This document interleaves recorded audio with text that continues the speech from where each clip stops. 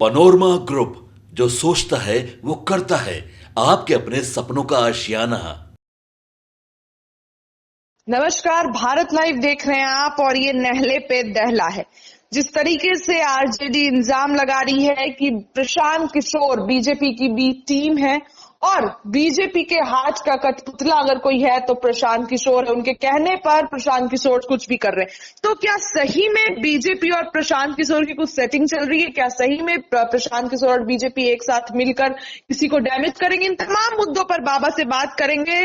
बाबा से जानिए, 1 साल पहले ही बीजेपी और प्रशांत की सेटिंग, अंदर ही अंदर सीटों का बंटवारा, कौन कितनी सीटें जीत रहा। बाबा, क्या चल रहा है प्रशांत किशोर के साथ बीजेपी का? देखिए, प्रशांत किशोर और बीजेपी के साथ क्या है ये तो अभी तक फ्लोर पे नहीं आया है, लेकिन जो चर्चाएं चल रही हैं राजनीतिक गलियारे से लेकर के मीडिया जगत में, आप जब भी सुनिएगा तो कई तरह की बातें हैं। और इधर बीच में प्रशांत किशोर ने कन्फेस भी किया है बहुत सारी बातों को। उन्होंने कई मीडिया चैनल्स को बुला बुला करके अपनी बातें रखी हैं और ये मान के चलिए कि उन्होंने मीडिया के कोई किसी सवाल का जवाब नहीं दिया, बल्कि जो वो चाहते थे उन सवालों का जवाब उन्होंने दिया है। कहीं न कहीं प्रशांत किशोर भी प्रधानमंत्री नरेंद्र मोदी की तरह अपनी बातें रखना चाहते हैं, मन की बात करते हैं, बल्कि वो जन जन की बात नहीं करते हैं। आपको बता दें कि उन्होंने बहुत सारी स्ट्रेटजी बनाई है और इस स्ट्रेटजी को लेकर के बहुत सारे दावे भी वो कर रहे हैं। लेकिन इन दावों में सबसे बड़ा दावा है कि वो 2025 के चुनाव में कितनी सीटों पे लड़ेंगे, इसका दावा कर रहे हैं कि 243 पे लड़ेंगे, 242 नहीं होगा। इसके साथ साथ अपनी सीटें जीतने के साथ साथ वो ये भी बता रहे हैं कि वो तो सरकार बना ही रहे हैं। मुख्यमंत्री उनके जनसुराज का जो 2 तारीख को पार्टी का नाम अनाउंस होगा उसका होगा। लेकिन उन्होंने इसके साथ साथ किसे कितनी सीट मिलेगी, कौन से दल कितने सीट पर रुक जाएंगे, इसका भी दावा किया है। और प्रशांत किशोर ऐसे दावे आज नहीं कर रहे हैं, वो लगातार करते रहे हैं। आपको याद होगा कि पश्चिम बंगाल में हाल फिलहाल में जो अंतिम उनका चल रहा था, किसी पार्टी के लिए काम करने का जो सिलसिला था, उनकी आईपैक टीम काम कर रही थी, वो पश्चिम बंगाल में तृणमूल कांग्रेस के लिए कर रही थी। इसमें भी उन्होंने दावा किया था कि 100 सीट तक नहीं पहुंचने देंगे वो भारतीय जनता पार्टी को। इस दावे में वो सफल रहे। तो क्या अब जो दावे कर रहे हैं वो सफल है? और प्रशांत किशोर के दावे के साथ साथ जो भारतीय जनता पार्टी भी उसी तरह के दावे कर रही है, ये मजबूर करता है कहने के लिए कि क्या प्रशांत किशोर और भारतीय जनता पार्टी के बीच में इंटरनल कोई सेटिंग हो गई है। अब इन सारी बातों को लेकर के आपको हम कुछ आंकड़े बताएंगे जिससे आपको लगेगा कि कहीं ना कहीं प्रशांत किशोर और भारतीय जनता पार्टी जो है वो कहीं ऐसा तो नहीं कि भीतर ही भीतर कोई बड़ा खेल करना चाहते हैं। एक तरफ आप देख लीजिए कि डरी हुई है जो एनडीए के घटक दल हैं। मैंने आज ही एक खबर किया था जिसमें हमने बताया था कि एनडीए में किस तरह से भारतीय जनता पार्टी ने एनडीए के अपने साथी दलों को धीरे धीरे निगल लिया या निगलने का काम अभी तक जारी है। आपको बता दें कि पूरी कहानी हमने बताई है, आप देख सकती हैं जाकर के, जो हमारा आज का चर्चा गर्म है उसमें हमने दिया है। इसके साथ साथ आपको बता दें कि प्रशांत किशोर से जो जितनी भी बातें हुई हैं और जितना भी उन्होंने करीब 8-9 चैनलों को बयान अपना दिया है, उन सभी के बयानों में आप देखिएगा सिमिलरिटी है। जो क्वेश्चन है लगता है कि जैसे वो पहले से प्रिपेयर्ड क्वेश्चन था, कुछ बातों को छोड़ करके। जैसे कुछ चैनल्स ने और कुछ जो पत्रकार हैं उन्होंने कुछ अलग सवाल पूछे हैं, लेकिन इसमें अधिकांश सवाल वही हैं जो नीतीश कुमार और लालू प्रसाद के 32-33 सालों के हैं। तो क्या जो लोग कहा जाता है गेहूं के साथ घून भी पिस जाता है, लेकिन क्या प्रशांत किशोर के स्ट्रेटजी और उनके आइडियोलॉजी में ये बात नहीं है क्या? इस फ्रेज से वो अपने आप को किनारा करते हैं क्या? भारतीय जनता पार्टी भी लंबे समय से सत्ता में रही है जी। लगभग 19 साल में अगर 2 साल और 2.5 साल छोड़ दे तो वो तो भारतीय जनता पार्टी भी नीतीश कुमार के साथ 2005 से लेकर के 2024 तक अभी तक तो शासन में है। बिल्कुल। भारतीय जनता पार्टी का दोष क्यों नहीं है? इसमें 10 साल ऐसे गुजरे हैं जिसमें भारतीय जनता पार्टी की सरकार केंद्र में भी रही है। लेकिन प्रशांत किशोर का जो एंगल है वो नीतीश कुमार और लालू प्रसाद पर फोकस है। बिल्कुल। कांग्रेस को भी आपने देखा होगा, कांग्रेस को भी कुछ नहीं कहते हैं, बेचारा मानते हैं। जबकि आपको याद होगा कि 2014 से पहले 2004 से लेकर के 2014 तक कांग्रेस का भी 2 टर्म में शासन रहा है। उस शासन की भी चर्चा वो नहीं करते हैं। खैर, इन सारी बातों के साथ साथ बिहार कहाँ है और बिहार में क्या करने वाले हैं वो इसका दावा करते हैं। वो ये दावा करते हैं कि इस बार जो छठ में लोग आएंगे वो वापस नहीं जाएंगे। वो दावा करते हैं कि शराबबंदी हम 1 घंटे में समाप्त कर देंगे चुटकी बजाते हुए। तो ये सारी चीजें कहीं ना कहीं मैंने शराबबंदी पर वो अंकुश लगा देंगे, ये उनके कहने का मतलब है। जो शराबबंदी है उसमें कहीं ना कहीं आप देखे होंगे, कहते हैं कि होम डिलीवरी होता है, लोग इसमें इन्वॉल्व हैं। खैर देखिए, कहीं भी किसी भी कानून का उल्लंघन होता है, कानून बनता ही है, उसके बाद उल्लंघन होता है।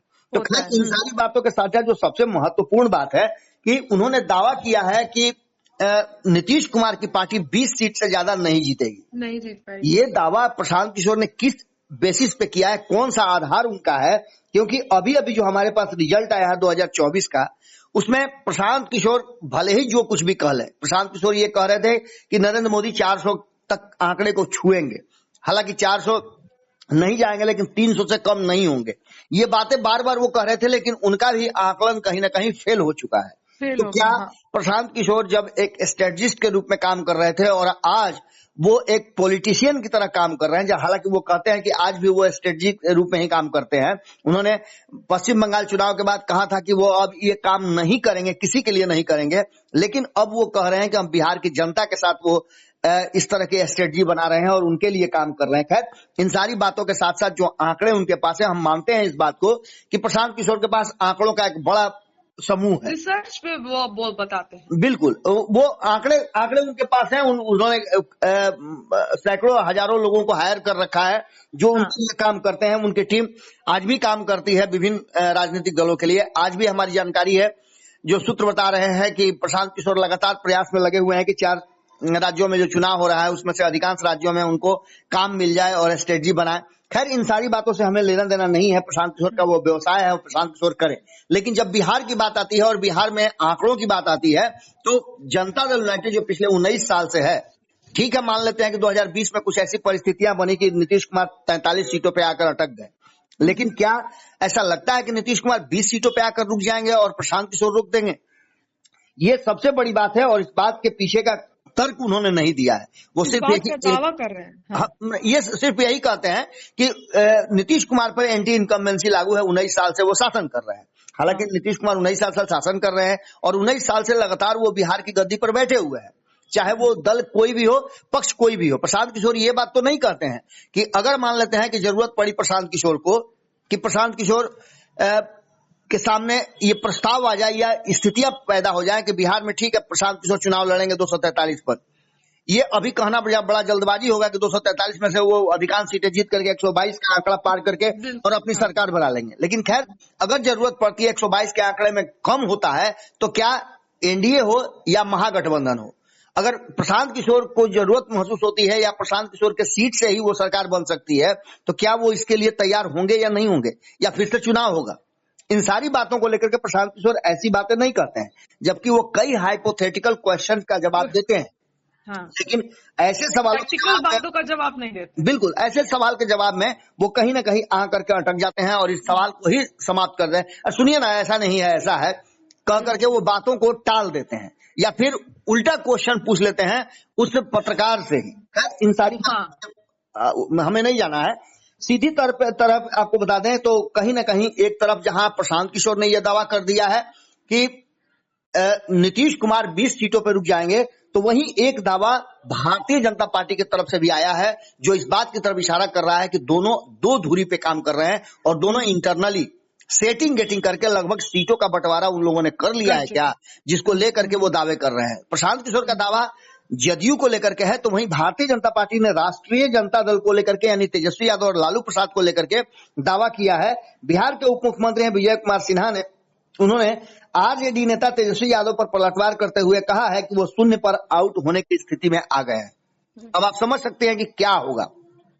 निश्चित रूप से कहीं ना कहीं जो मुस्लिम समाज को अपने तरफ आकृष्ट कर रहे हैं प्रशांत किशोर, उसका दर्द और उसका दुख निश्चित रूप से उनके कोर वोटर है तेजस्वी यादव के, तो उन्हें डर होना चाहिए।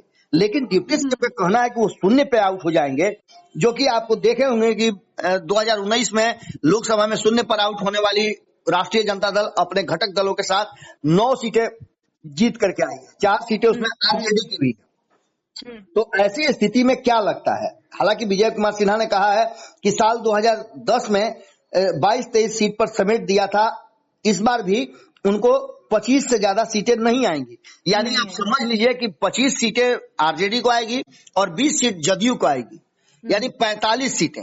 तो बाकी की सीटें कहां जाएंगी? तो निश्चित रूप से बाकी की सीटें या तो प्रशांत किशोर अपने पास रख रहे हैं या फिर भारतीय जनता पार्टी रख रही है अपने घटक दलों के साथ। तो ऐसी हाँ कुछ पूछ अगर लीजिए। प्रशांत किशोर और बीजेपी मिल जाएंगे तो ये जदयू और आरजेडी दोनों को नुकसान पहुंचाएंगे एक तरीके से। निश्चित रूप से आप समझिए ना कि पहले तो ये तय करें ना कि प्रशांत किशोर और बीजेपी मिले हुए हैं, जबकि दोनों कह रहे हैं कि नहीं हम एक दूसरे को जानते तक नहीं है। आप प्रशांत किशोर का नाम ले लीजिए तो नाक भोंक कैसे सिकोड़ते हैं भारतीय जनता पार्टी के लोग, आपको याद होगा, आप देख रही होंगी।